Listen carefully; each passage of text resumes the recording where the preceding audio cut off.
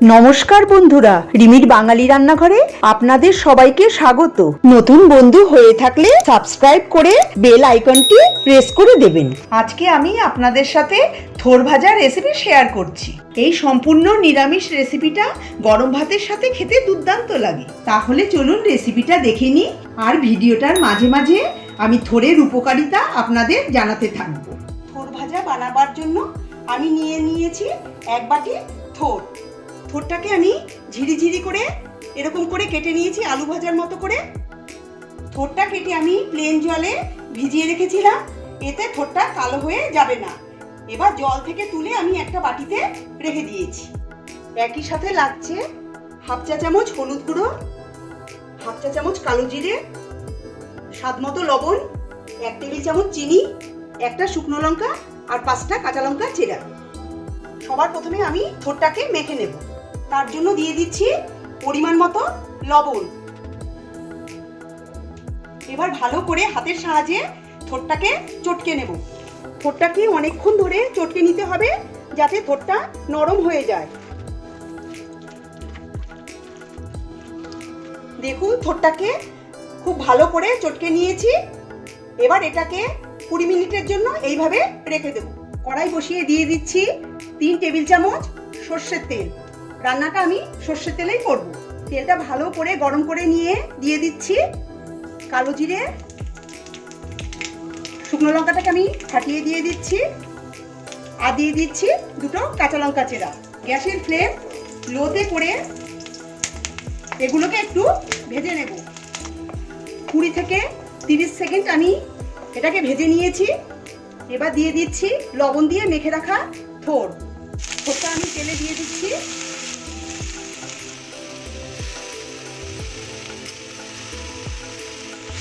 থোরটা দিয়ে ভালো করে নাড়াচাড়া করে নেব, আর কিছু সময় ধরে থোরটাকে ভেজে নেব। থোরটা দিয়ে নাড়াচাড়া করে নিয়েছি। এবার দিয়ে দেব হলুদ গুঁড়ো। হলুদ গুঁড়োটা দিয়ে ভালো করে মিশিয়ে দেব। সব থোরের মধ্যে ভালো করে হলুদ গুঁড়ো দিয়ে মিশিয়ে দিতে হবে। থোরে প্রচুর পরিমাণে আয়রন রয়েছে।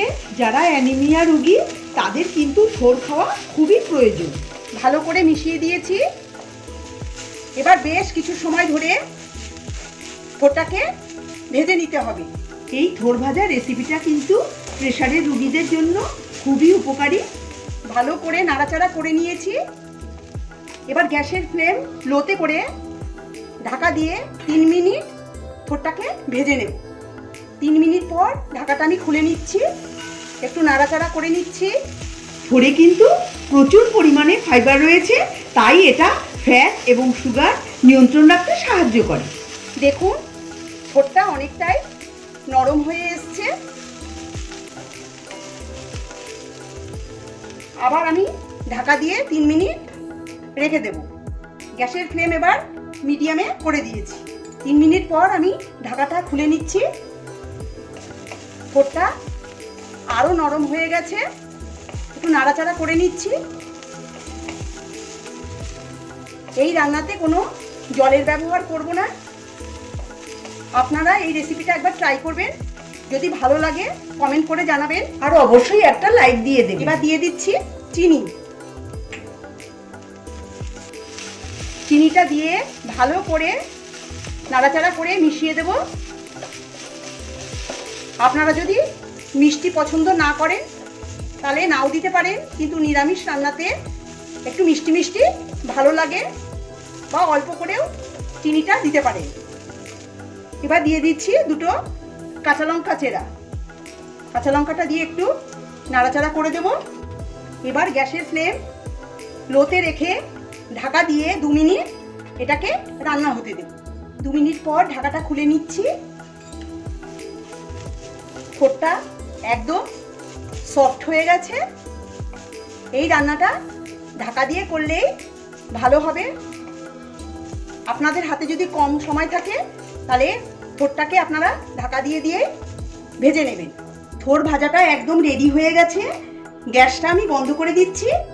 তাহলে আপনারা দেখলেন যে থোর নানা রকম ভাবে সাহায্য করে, তাই থোর খাওয়া কিন্তু ভীষণ প্রয়োজন। নিরামিষ দিনে গরম ভাতের সঙ্গে এই রেসিপিটা বানিয়ে ফেলুন। আমার আজকের রেসিপি যদি ভালো লেগে থাকে তবে কমেন্ট করে জানাবেন। নতুন বন্ধু হয়ে থাকলে আমার চ্যানেলটিকে সাবস্ক্রাইব করার অনুরোধ জানালাম। পাশে থাকা বেল আইকনটি নিশ্চয়ই প্রেস করে দেবেন, তাতে আমি নতুন রেসিপি আপলোড করলেই আপনাদের কাছে নোটিফিকেশন পৌঁছে যাবে।